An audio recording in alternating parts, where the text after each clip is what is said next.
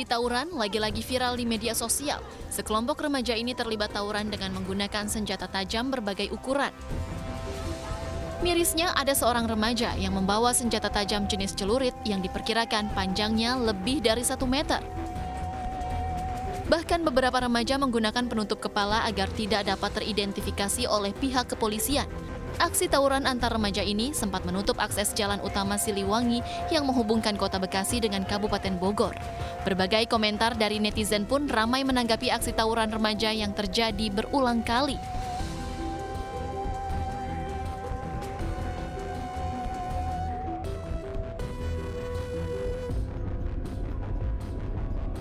Ada-ada saja ulah dua pengemudi mobil di tol dalam kota Jakarta ini. Keduanya tak mau mengalah dan saling memepet saat melaju di tengah tol. Video ini viral di media sosial dan menuai reaksi beragam. Komentar yang paling banyak merupakan sindiran karena kedua pengemudi mobil tidak sabaran sehingga membahayakan pengguna jalan lainnya.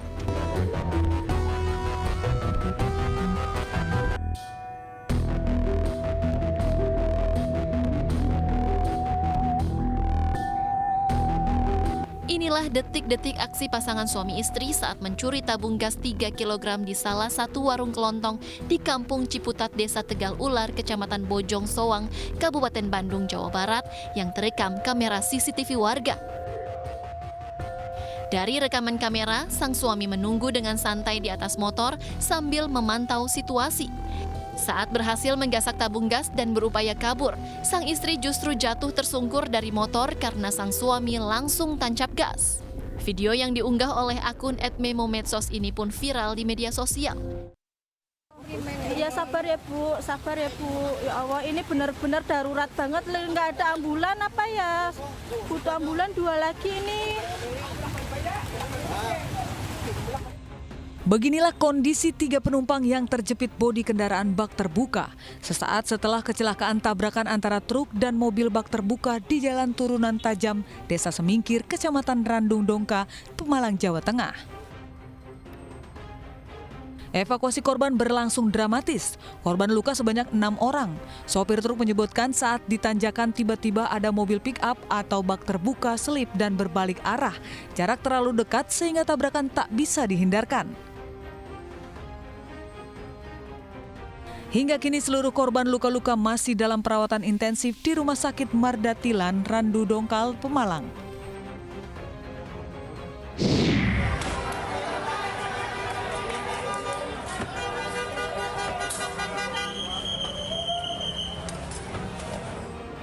Toko emas di kawasan Pasar Sentral Sengkang, Kabupaten Wajo, Sulawesi Selatan terbakar. Insiden kebakaran tersebut membuat seluruh pedagang di sekitar kejadian panik. Namun kebakaran yang terjadi tidak berlangsung lama berkat kerjasama pedagang dan tim damkar. Api dengan cepat dapat dikendalikan. Tidak ada korban jiwa dalam insiden tersebut. Penyebab kebakaran hingga kini belum diketahui dan polisi masih menyelidiki insiden tersebut.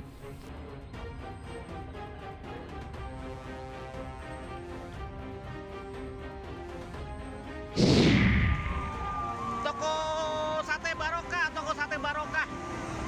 Sampingnya toko sembako. Warga Jalan Suryanata RT 26 Kecamatan Samarinda, Ulu Kota Samarinda, Kalimantan Timur dihebohkan dengan kebakaran di salah satu toko sembako.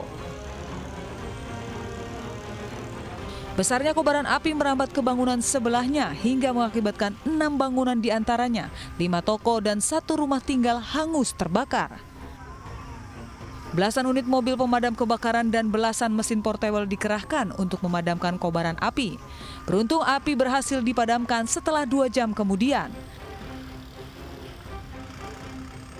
Tidak ada korban jiwa dalam kejadian ini, namun kerugian mencapai miliaran rupiah. Sementara asal api diduga karena arus korsleting listrik.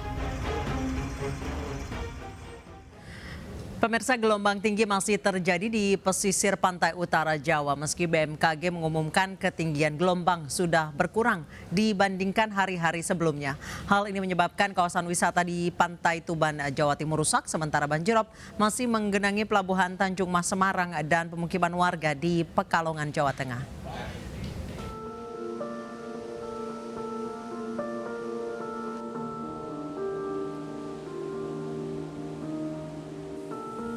Kawasan wisata pantai di pesisir utara Kabupaten Tuban, Jawa Timur diterjang gelombang tinggi. Kuatnya hempasan ombak menyebabkan fasilitas wisata dan warung-warung makan rusak berat hingga harus tutup sementara. Di kawasan wisata Pantai Mangrove di Kecamatan Jenuh, Kamis pagi masih diterjang ombak. Tanggul semi permanen terbuat dari tumpukan ban dan bambu tidak mampu menahan kuatnya ombak.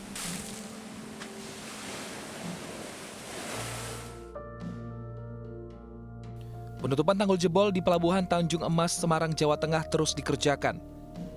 Pengiriman karung pasir untuk menutup sementara tanggul yang jebol masih terus dilakukan. Sementara banjirop di Pelabuhan Tanjung Emas belum surut.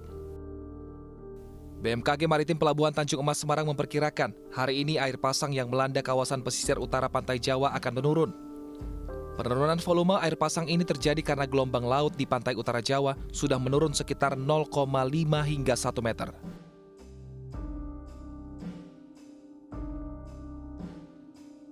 Banjirop di Pekalongan, Jawa Tengah masih tinggi dan makin luas. Ratusan warga memilih mengungsi karena air menenggelamkan rumah mereka.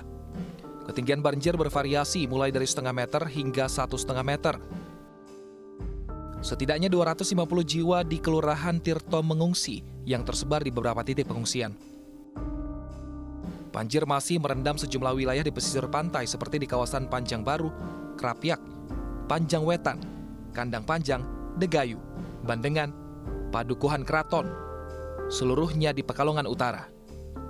Sementara di Kecamatan Pekalongan Barat, banjir merendam di Kelurahan Tirto, Pasir Kramat, Kraton, dan Pringrejo. Dan untuk mengetahui kondisi terkini, kita langsung bergabung dengan rekan Suryono Soekarno di Pekalongan, Jawa Tengah. Suryono, dari informasi terakhir yang kami terima bahwa ada 250 warga yang berada di tempat pengungsian. Apakah disebutkan bahwa banjir semakin meluas? Apakah ada penambahan pengungsi? Baik Mbak, saat ini saya laporkan bahwa kondisi banjir dan rob di Kota Pekalongan ini semakin luas karena luberan air ini ternyata ke kampung-kampung sebelah dan pengungsi saat ini juga sangat banyak. Sekitar 500 orang berada di 3 titik terutama di Kelurahan Tirto, masjid, 2 masjid dan beberapa mushola. Beberapa warga yang rumahnya kosong saat ini seperti di belakang saya ini ada warga yang juga memberikan makanan karena warga yang membutuhkan makanan ini tidak hanya di pengungsian, namun yang mereka jaga rumah seperti di belakang saya ini ada warga yang kemudian sukarela untuk membagikan makanan kepada warga sekitar karena mereka juga bertahan di rumah dengan kondisi air yang ada mengenang di dalam rumah dan mereka butuh sekali makanan atau suplai makanan yang mereka didapatkan dari para relawan ini. Selain itu juga pengungsi juga sangat kesulitan dan juga warga karena aktivitas mereka terhambat oleh tingginya genangan sampai 1 sampai 1,5 meter. Untuk warga sendiri di pengungsian kondisinya sekarang ini sangat membutuhkan obat-obatan, popok bayi, kemudian pakaian bayi, kemudian makanan siap saji dan susu. Untuk pekerjaan tanggul sendiri, mungkin saya akan bergeser ke tempat lokasi pengerjaan tanggul, yaitu ada di sebelah saya ini, sekitar 50 meter. Di belakang saya ini ada pekerjaan tanggul. Pekerjaan tanggul ini masih belum selesai. Tanah merah masih berserakan di sini dan kita memang untuk saat ini petugas tidak ada karena suasana cukup malam dan kesulitan juga untuk mengerjakan. Kendalanya adalah saat ini masih ada terjadi hujan dan tanah merah di sini juga menyulitkan untuk membuat tanggul. Seperti di belakang saya ini, kalau saya ke lokasi ini agak gelap, sehingga ini keterbatasan dari aparat untuk mempercepat tanggul ini, Mbak. Baik, Suryono, apakah sejauh ini ada upaya untuk memperbaiki tanggul?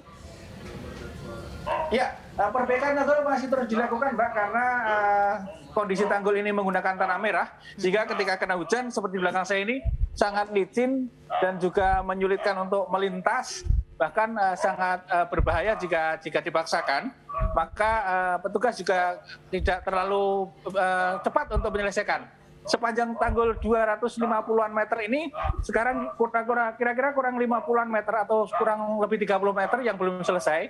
Namun demikian kanan kiri tanggul ini sudah hampir melimpas atau hampir tenggelam ini cukup membahayakan bagi penduduk yang lain karena bisa meluber dan menambah luas genangan air banjir, Mbak. Baik, terima kasih Suryono Soekarno melaporkan langsung dari Pekalongan, Jawa Tengah. Selamat bertugas kembali. Pemirsa, demi mengantarkan jenazah ke rumah duka sopir ambulans nekat menembus derasnya arus banjir. Peristiwa ini terjadi di Kampung Gununde Tufeu, Desa Sanggarhorio, Kecamatan Nang Panda, Kabupaten Ende, Nusa Tenggara Timur.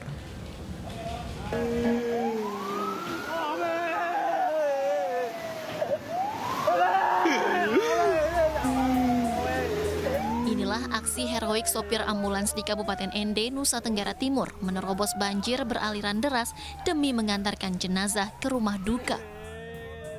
Keluarga almarhum yang menunggu di atas jembatan menangis histeris menyaksikan mobil ambulans yang mengangkut jenazah keluarga mereka harus menerobos derasnya arus banjir. Ambulans ini nekat menerobos sebuah kali yang tengah dialiri banjir besar.